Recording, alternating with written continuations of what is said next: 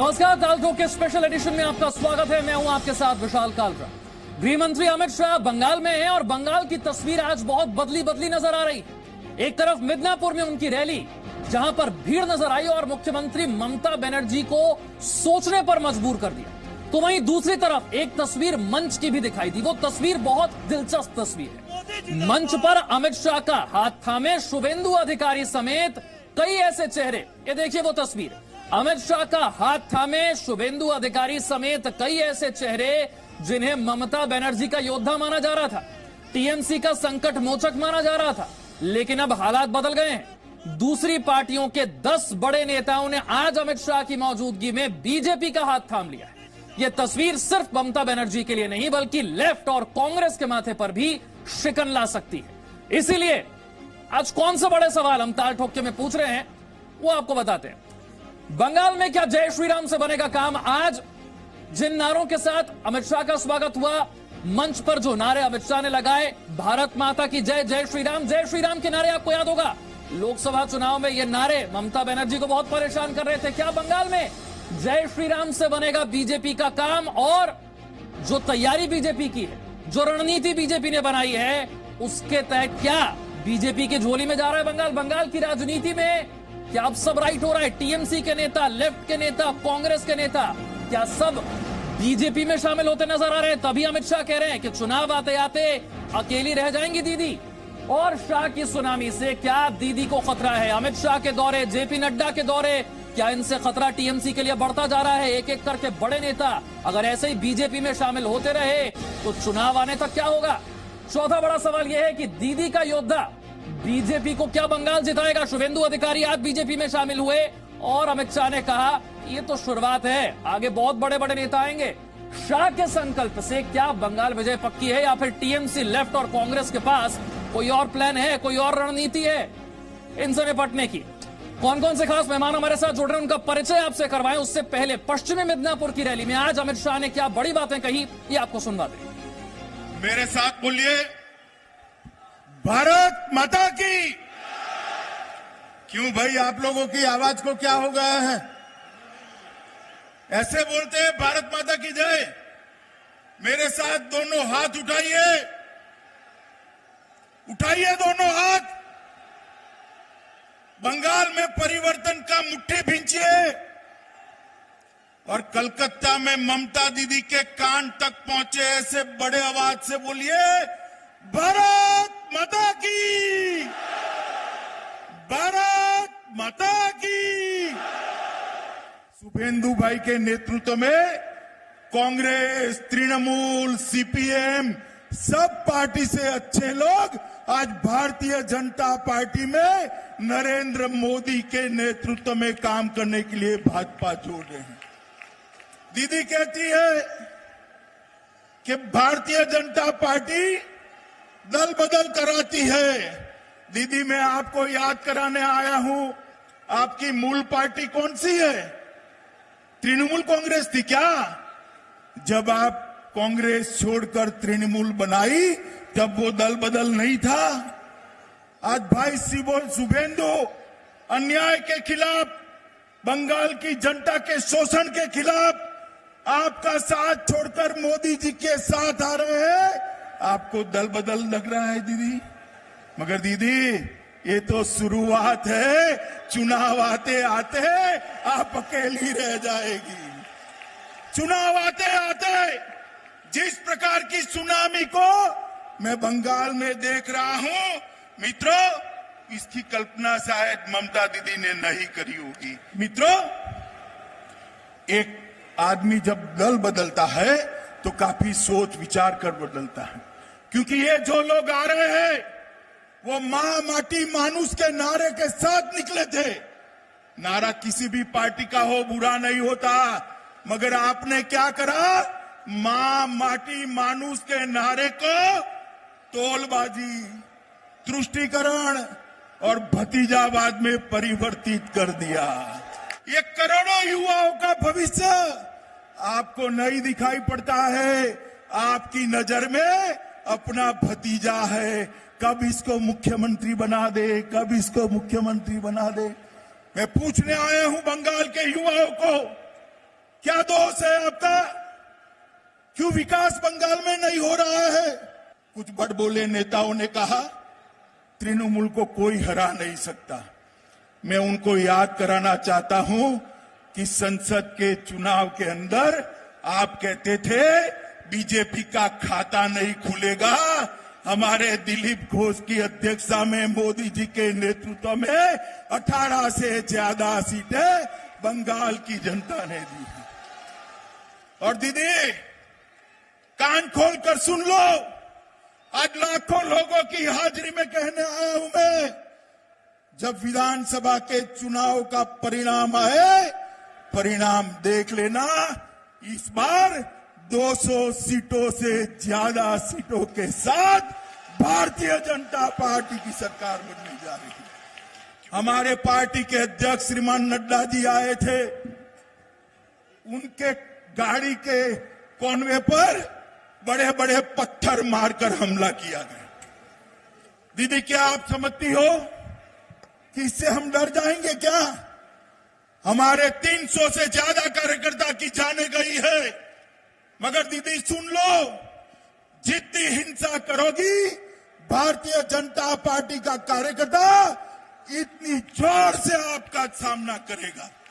मित्रों, यहां पश्चिम मेदिनीपुर में हमारे बच्चू बेरा को मार दिया, जगदल से मिलान हल्दर को मार दिया, हावड़ा से किंकर माझी को मार दिया, कूच बिहार से रोहिदास विश्वास को मार दिया, आरामबाग से आमिर अली खान को मार दिया, झारग्राम से रामपदा बेरा को मार दिया, कांची से शेख अजहर को मार दिया, बीरभूम से संकरी बागड़ी को मार दिया, बिसरुपुर से गोपाल चंद्र पाल को मार दिया और पुरुलिया से शिशुपाल सोशीस को मार दिया। कितने लोगों को मारोगे? ये लाखों लोगों की भीड़ देख लीजिए दीदी, पूरी बंगाल आज आपके खिलाफ खड़ा हो गया है। पूरा बंगाल आपको हटाने के लिए एक साथ आ गया। मुझे बताइए, भारतीय जनता पार्टी की सरकार बनाएंगे? जोर से बोलिए, बनाएंगे? मोदी जी के हाथ मजबूत करेंगे? यहां पर तृणमूल कांग्रेस को उखाड़ कर फेंक देंगे? तो मेरे साथ दोनों हाथ उठाइए, उठाइए दोनों हाथ, विजय के निश्चय की मुट्ठी बींचे और मेरे साथ बोलिए, जय श्री राम, जय श्री राम, जय जय श्री राम, भारत माता की, वंदे वंदे। तो अमित शाह की बात आपने सुनी, पश्चिमी मिदनापुर में उनकी ये रैली थी। 2 दिन का ये दौरा है, आज पहला दिन है।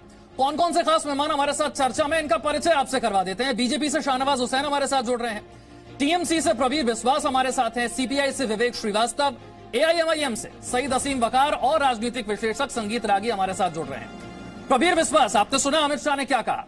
मां माटी मानुष नारे के साथ ये नेता टीएमसी में आए थे। जब दल बदल कोई करता है, बड़ा सोच विचार करके करता है। आज मां माटी मानुष वाला नारा बदलकर टोलबाजी, तुष्टीकरण और भतीजावाद में बदल गया, इसीलिए छोड़नी पड़ रही है टीएमसी।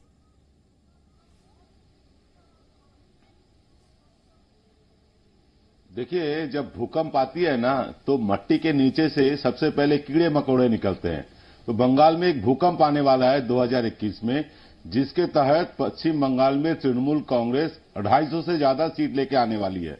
ये भूकंप के चलते कीड़े मकोड़े निकल रहे हैं। और एक दूसरी बात अमित शाह जी के बात पे मैं जरूर करना चाहता हूं कि अमित शाह जी बोले कोई वजह से लोग दल बदल करते हैं। तो वजह क्या होता है? ये तो एक आइडियोलॉजी की वजह से जाते हैं, दूसरा जाते हैं कोई डर के वजह से, कोई प्यार से जाते हैं, कोई कुछ मिलने के वजह से जाता है। तो आज जो 10 साल बाद जो जा रहे हैं, उनका आइडियोलॉजी की वजह से अगर वो जा रहे हैं, तो ये 10 साल तक इनका आइडियोलॉजी कहां था? मेरा ये सवाल है अमित शाह जी से। जाहिर है वो जवाब नहीं देंगे, उसका जवाब आप देंगे। आप बता दीजिए ना किस वजह से जा रहे हैं। नहीं, आप बताओ, जो जा रहे वही बताएंगे, जिनके पास जा रहे वही। आपके नेता वो तो कह रहे हैं अपमानित महसूस कर रहे हैं, वो तो कह रहे हैं कि टीएमसी में भतीजावाद चल रहा है। आप बताइए किस वजह से जा रहे हैं?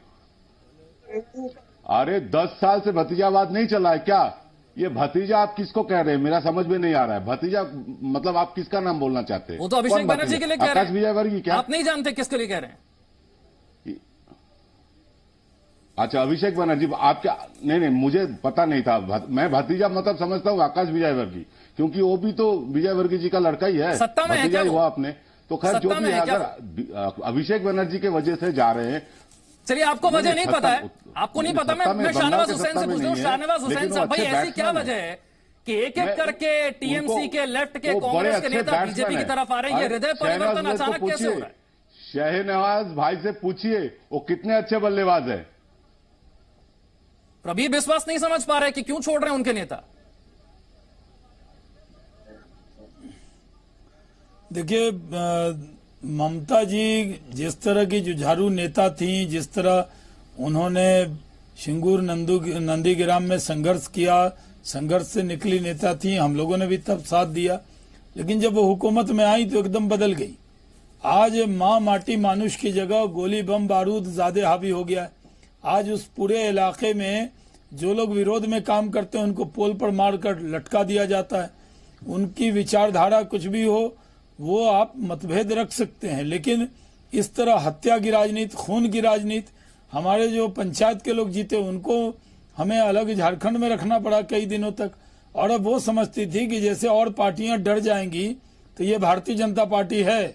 हमारे नेता नरेंद्र मोदी की छाती 56 इंच की है और उनके कार्यकर्ता डरने वाले नहीं है। भाई एक सवाल हमने निडरता से मुकाबला किया। विश्वास, आपका सवाल हमारे कई कार्यकर्ताओं की शहादत बात पूरी कर लीजिएगा, बस एक सवाल इसमें जोड़ रहा हूं मैं। जो शहादत हुई, एक सवाल मैं इसमें जोड़ रहा हूं कि ये सब चल रहा था 10 साल से, तो शुभेंदु अधिकारी को नजर नहीं आया, यही पूछ रहे हैं प्रबीर बिस्वास।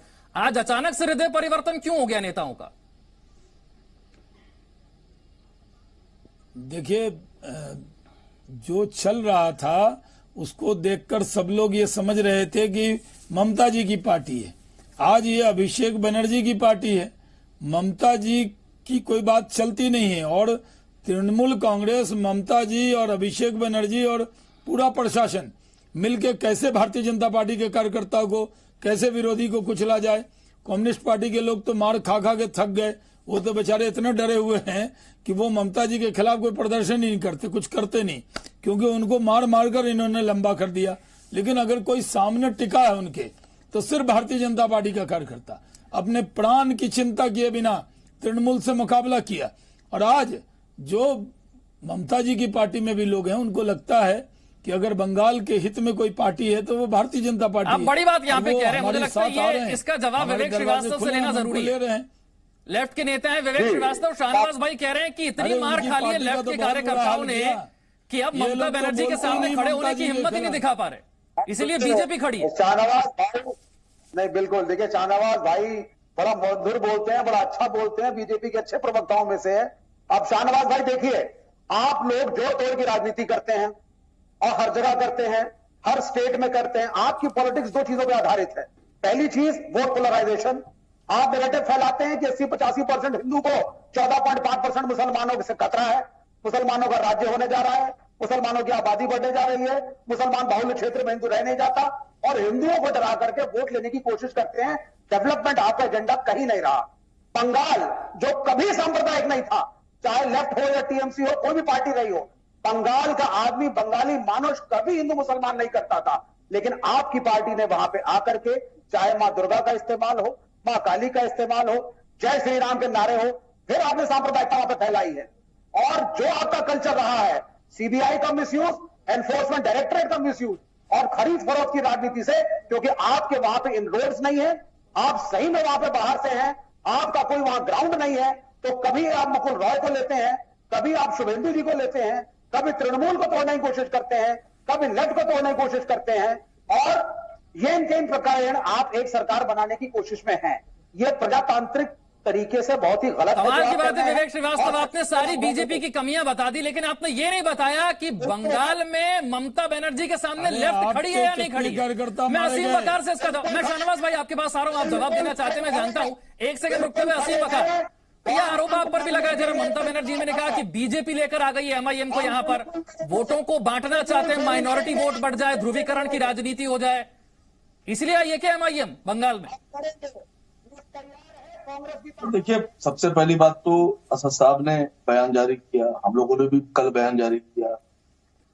ममता जी मुख्यमंत्री के पद पर, ममता जी को अपने पद की गरिमा का ख्याल रखना चाहिए। ममता जी हम लोग के बारे में कह रही हैं कि हमारी बीजेपी की चुप है, बीजेपी से मिलेंगे, जबकि सीधा सीधा सा पूरा दुनिया जानती है, जो पॉलिटिकल लोग हैं, कि ममता जी भारतीय जनता पार्टी से अप्रूव्ड हैं, अटेस्टेड हैं इनकी पार्टी। बीजेपी के साथ ममता जी ने 2 बार सरकार बनाई। ममता जी बीजेपी के साथ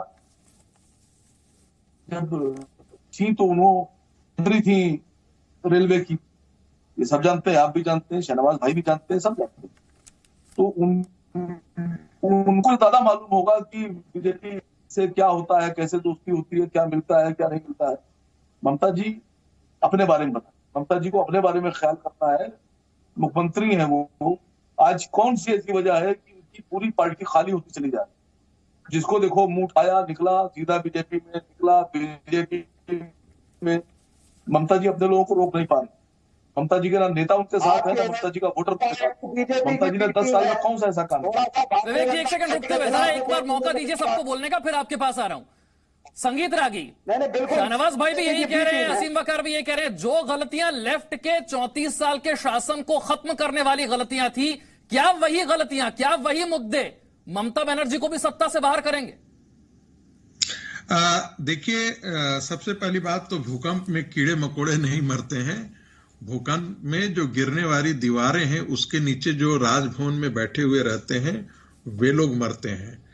तो जो आज इसी को कहा जाता है, जिस प्रकार से भगदड़ मची है, तो वो ऐसा आज अमित शाह जी ने ठीक ही कहा, रहा न कोई कुल रोवन हारा।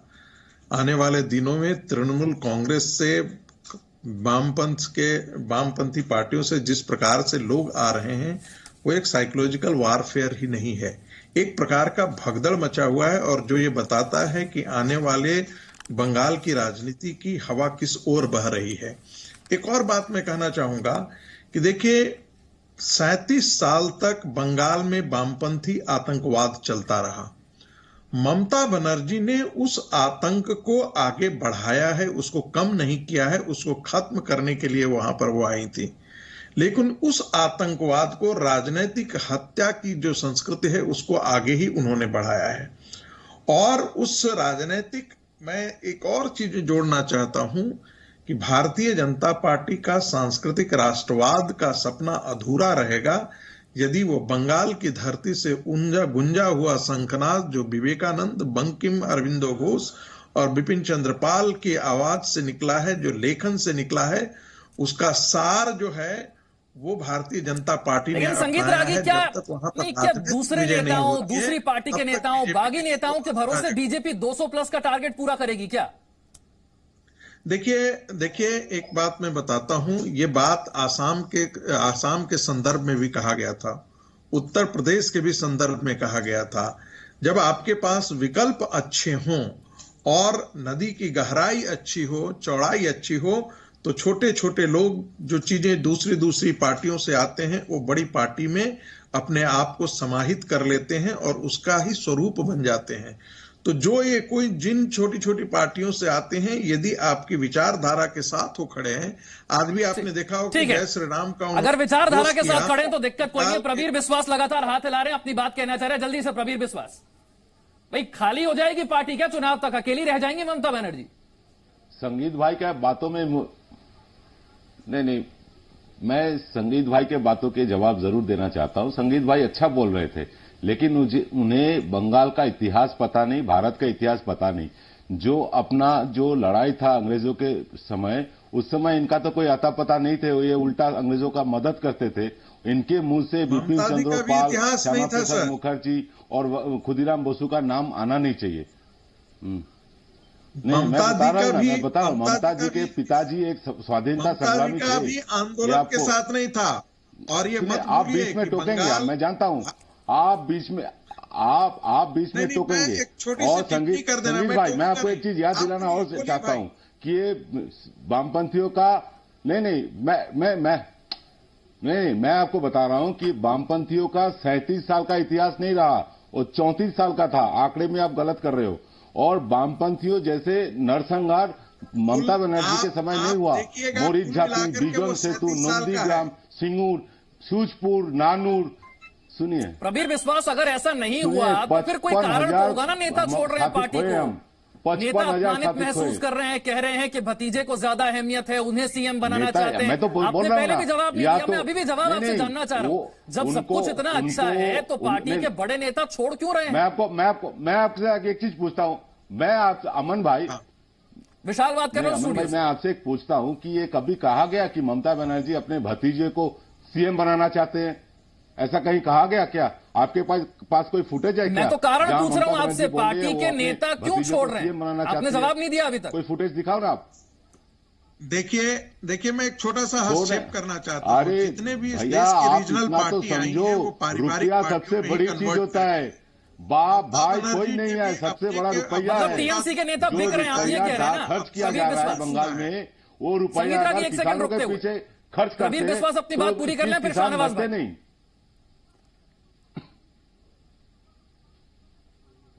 अरे ये नेता क्यों जा रहे हैं? जो खर्चा ये लोग नेता के पीछे कर रहे हैं उसका जरा सा हिस्सा भी दिल्ली में किसानों पे खर्च करते ना तो 21 किसान मारे नहीं जाते। अरे तो सर, नेता पे किसानों को खर्चा मत 6,000 करो। रुपए जो केंद्र खरीद सरकार फरोख्त में देती है कोई वो भी तो बंगाल में फर्क नहीं पड़ने आता। वाला नहीं है। किसानों के बारे में तो आप 3-4 भी नहीं सोच रहे।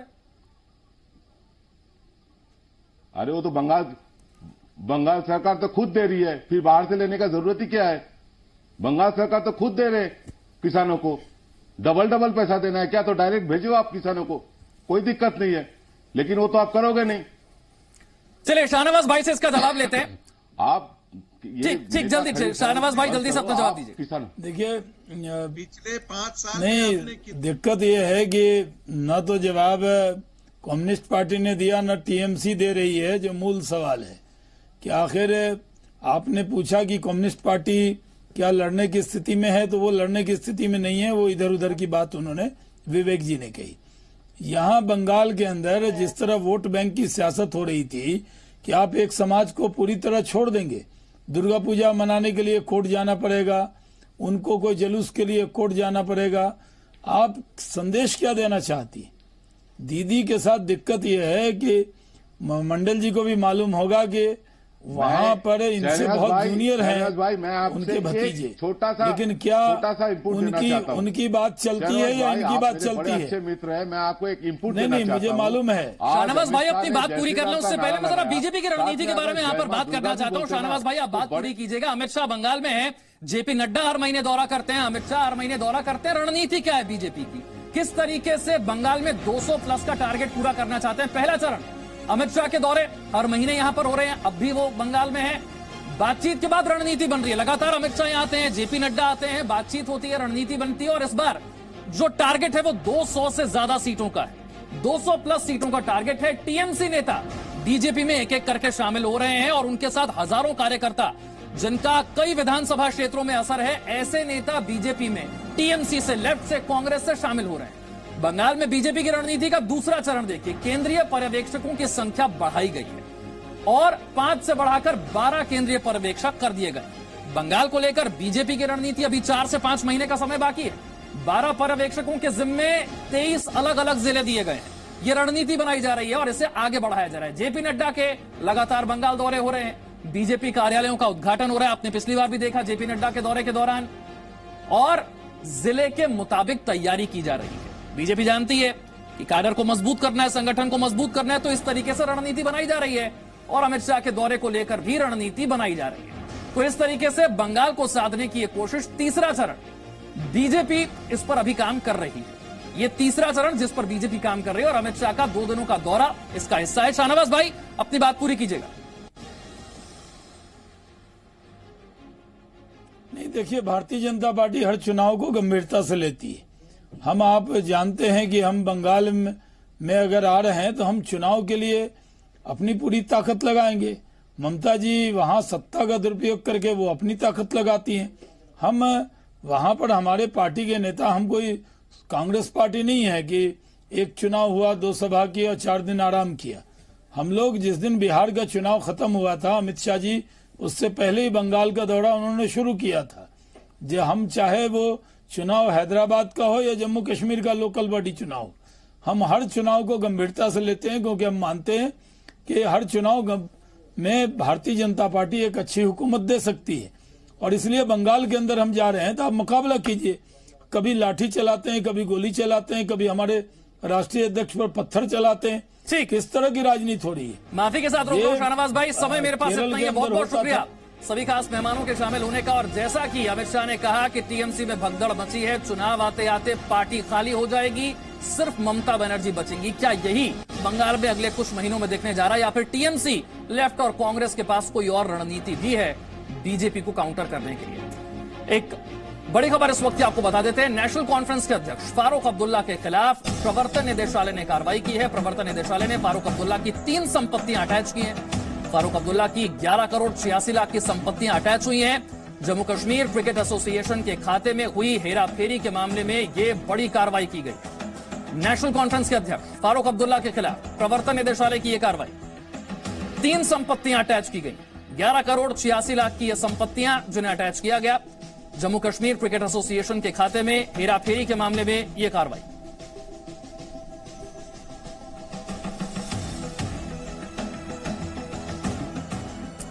और खबरों के सिलसिले को आगे बढ़ाएंगे मेरी सहयोगी अदिति। थैंक यू विशाल। आगे बढ़ेंगे और सबसे पहले आपको दिखाएंगे इस वक्त की बड़ी खबरें। Presenting B News app available on Google Play and App Store. Download it now.